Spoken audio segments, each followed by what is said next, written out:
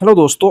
अगर आप regular news viewer हो ना, तो आप एक बात हमेशा नोटिस करते होंगे जब भी आप ट्रंप से रिलेटेड कोई भी न्यूज़ देखते होंगे कि दुनिया में किसी भी कंट्रीज को उठा लीजिए, चाहे वो यूरोपियन यूनियन हो, नाटो अलाई हो, जापान हो या फिर कोरिया हो, even Canada, Mexico, Greenland, Denmark, किसी के साथ में भी ट्रंप की सही से नहीं बन रही है। सबके साथ में कुछ ना कुछ इश्यूज चल रहे हैं। और लेकिन एक कंट्री दुनिया में ऐसा है जिसको ट्रंप हमेशा प्यार करते हैं, और उसका नाम है इसराइल। आखिरकार ऐसा इसराइल के साथ में क्या ट्रंप का प्यार है, या ये कोई मास्टर प्लान का हिस्सा है, या ये ट्रंप की मजबूरी है? अगर आप मुझसे पूछोगे तो ये दोनों ही है। चलिए एक एक करके दोनों के ऊपर बात करते हैं। सबसे पहले बात करते हैं मजबूरी क्या है ट्रंप की। जब हम ट्रंप की मजबूरी की बात करते हैं तो इसमें दो फैक्टर सबसे बड़े आते हैं। एक तो कुशनर कनेक्शन आता है, जेड कुशनर जो ट्रंप का दामाद है, और दूसरा आता है एवेंजेलिकल क्रिश्चियंस। यूएसए में एक बहुत ही इन्फ्लुएंशियल रिलीजियस माइनॉरिटी ग्रुप है जो कि ट्रंप का वोट बैंक है। और जेड कृष्णर जो है वो प्रोटेस्टेंट है। तो ये प्रोटेस्टेंट की ही एक ब्रांच होती है एवेंजेलिकल क्रिश्चियंस। अब सुनिए, ये जो एवेंजेलिकल क्रिश्चियंस है ना, यूएसए के स्विंग स्टेट्स, खास करके वो वाले स्टेट्स जिनमें की जो कि डिसाइडिंग फैक्टर होते हैं इलेक्शन में, कौन जीतेगा कौन नहीं जीतेगा। देखिए, रिपब्लिकन्स और डेमोक्रेट्स वहां पर कुछ स्टेट्स में ऐसे हैं जिनमें प्रॉपर सबको पता है कि रिपब्लिकन्स ही जीतेंगे। कुछ स्टेट्स ऐसे हैं जिनमें सबको पता है कि डेमोक्रेट्स ही जीतेंगे। लेकिन कुछ स्टेट्स ऐसे होते हैं जो कभी इधर जाते हैं कभी इधर जाते हैं, वो पोलराइजेशन के साथ, तो उनको स्विंग स्टेट्स बोलते हैं। तो उनमें खास करके जो एवेंजेलिकल क्रिश्चियंस है ना, ये बहुत इंपॉर्टेंट रोल करते हैं। कैसे? सबसे पहला तो ये फंडिंग प्रोवाइड करते हैं। बहुत पैसे वाले लोग हैं ये, वहां पर कैंपेनिंग करते हैं ट्रंप की तरफ से, लॉबिंग करते हैं ट्रंप की तरफ से।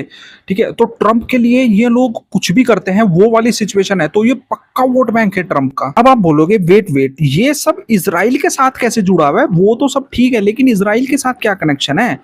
तो अब सुनिए, इसराइल के साथ ये कनेक्शन है। ये जो एवेंजेलिकल क्रिश्चियंस होते हैं ना, ये कंजर्वेटिव वैल्यूज को ज्यादा सपोर्ट करते हैं, जैसे कि अबॉर्शन के अगेंस्ट बात करना, ट्रेडिशनल फैमिली वैल्यूज को, रिलीजियस फ्रीडम को। तो ट्रंप भी उन्हीं वैल्यूज को फॉलो करता है। और रिपब्लिकन के अंदर कोई भी इनके जो एवेंजेलिकल क्रिश्चियंस है ना, इनके अगेंस्ट बात नहीं करता, हमेशा इनके सपोर्ट में बात करता है। या बाइबल में ये भी दिया हुआ है, बाइबल में ये लिखा हुआ है बाकायदा, इजराइल का रहना धरती पर उतना ही ज्यादा जरूरी है जितना कि और सब चीजों का है। क्यों? क्योंकि ये एक गॉड के प्लान का हिस्सा है इजराइल का। और खास तौर पे इजराइल के अंदर ज्यूस का रहना, ये एक भगवान का प्लान है।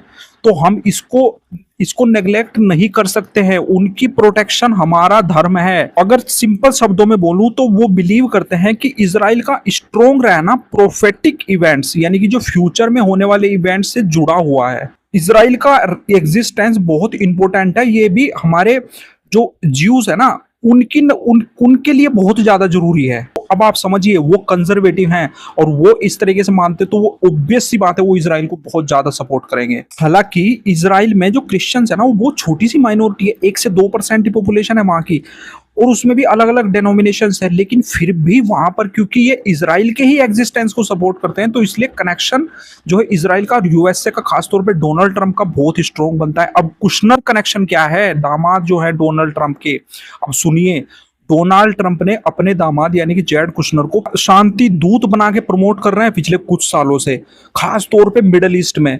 क्योंकि इजराइल में जो नेतन्याहू है ना, और जो जेड कुशनर है, इनकी दोनों की फैमिलीज ना बहुत ही क्लोज हैं पहले से ही। मतलब जब ये छोटे थे तब एक दूसरे के घर भी जाया करते थे, तो बहुत क्लोज कनेक्शन है।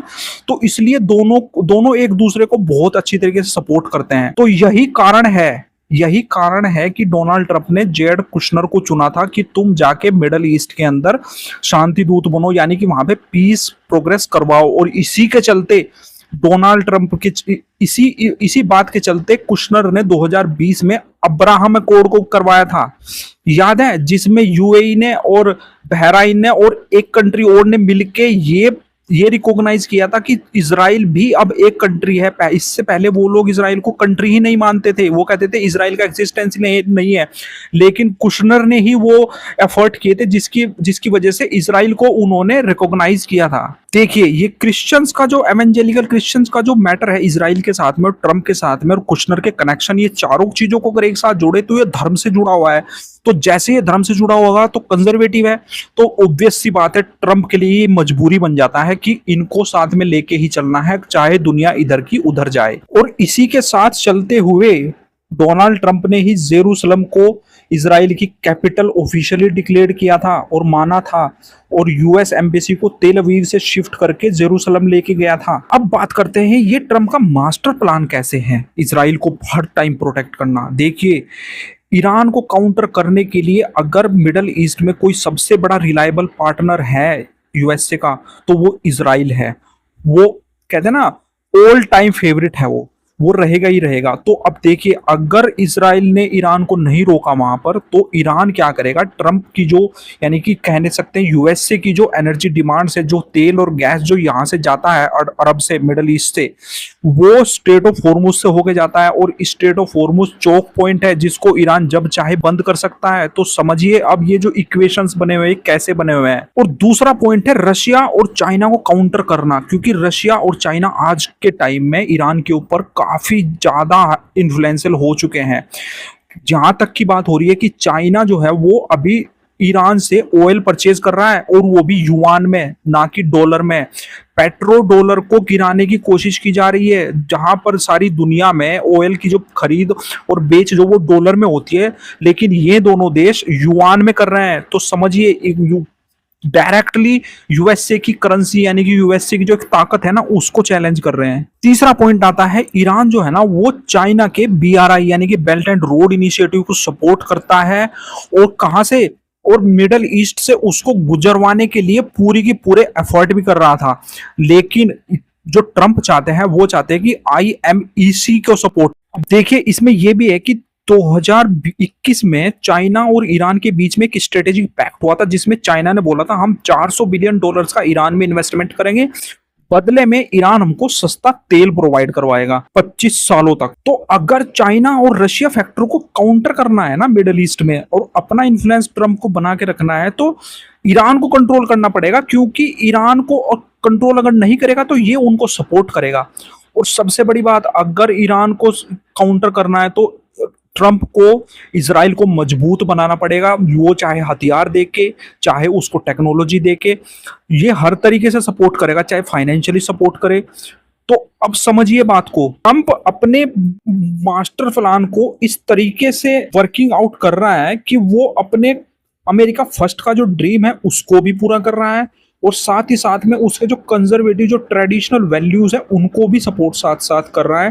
तो ये दोनों चीजें एक साथ चल रही हैं, क्योंकि आप समझिए यूएसए में इलेक्शंस बहुत एक्सपेंसिव होते हैं। वहां पर अगर ट्रंप को फंडिंग नहीं मिलेगी सही से, तो वो नहीं जीत पाएगा। दोनों बार इलेक्शन में वो इसी वजह से जीता है। सेकंड वाले इलेक्शन में उसने इलोन मस्क का भी साथ लिया था। तो इलोन मस्क भी आप जानते हैं दुनिया का सबसे पैसे वाला इंसान है। ये थी इसकी पूरी अंदर की स्टोरी। तो आपको जरूर बताइएगा कैसी लगी। Thank you so much.